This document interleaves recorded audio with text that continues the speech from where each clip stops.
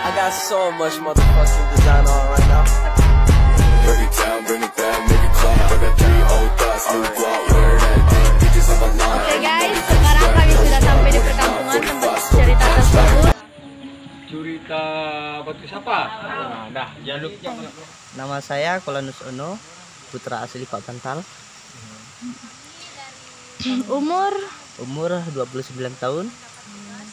kami dari SMA Negeri 1 Ngumpahulu mendapat tugas dari guru kami mengenai mencari tahu tentang cerita rakyat Ya. dan akan bertanya tentang kapan peristiwa terjadinya Batu Sapat. Oh iya. Peristiwa Batu Sapat dimulai pada zaman leluhur zaman kala, kisaran pada 1913-an, hampir 4 abad yang lalu, pada masa lampau dulu.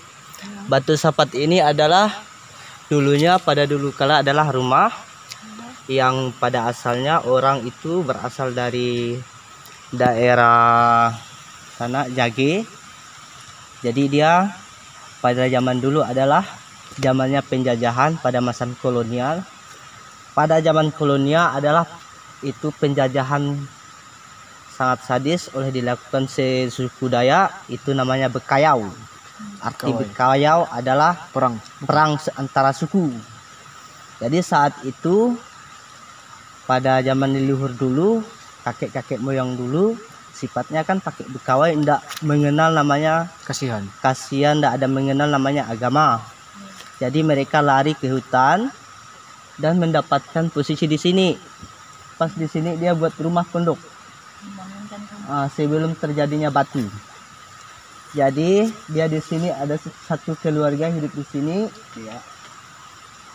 Dan pada masa dulu karena anaknya ini ada memelihara kucing, jadilah rumahnya itu disember petir karena anak-anaknya ini bermain dengan anak-anak kucing hingga tertawa, pada akhirnya disambar petir.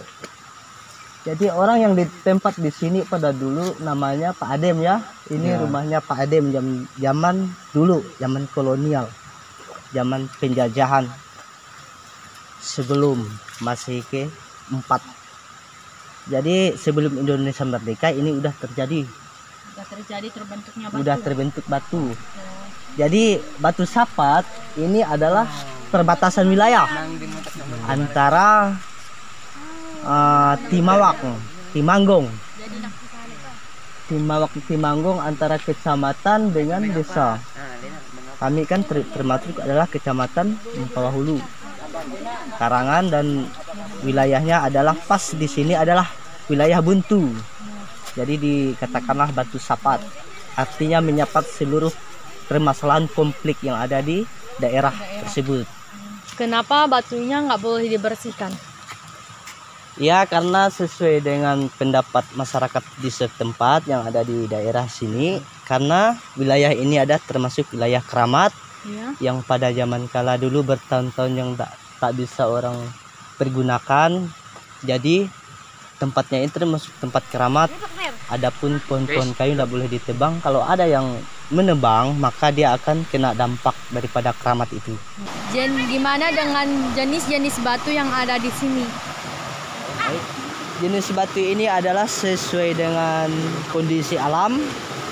Jenis batu ini termasuk jenis batu pakang yang berbentuk bendungan. Pada zaman kala dulu ini adalah bendungan zamannya kakek moyang kita yang dulunya haber simedi di sini menanam padi dan menghasilkan buah, pada akhirnya kena dampak Batu Sapat ya. Mohon bertanya, apakah bisa airnya ini dimandikan? Kalau untuk mandi bisa, tetapi tidak bisa dipergunakan dikotori atau berak kencing di sini. Kalau untuk mandi bisa semua. Ya. Kira-kira panjang sungai ini berapa, dari mana ke mana? Panjangnya kisaran 2000 km kaki dari hulu ke hilir sampai ke desa Sungai Laki. Baiklah, terima kasih Bapak atas menceritakan dan kerjasamanya untuk daerah yang katanya keramat oleh masyarakat sini. Ya, sama-sama kepada adik-adikku yang sudah antusias datang di daerah kami mengetahui tentang adanya batu sapat pada zaman dulu, dan saya apresiasi atas kehadiran adik-adik semuanya. Terima Ya, Pak. kasih. Sama-sama. Ya.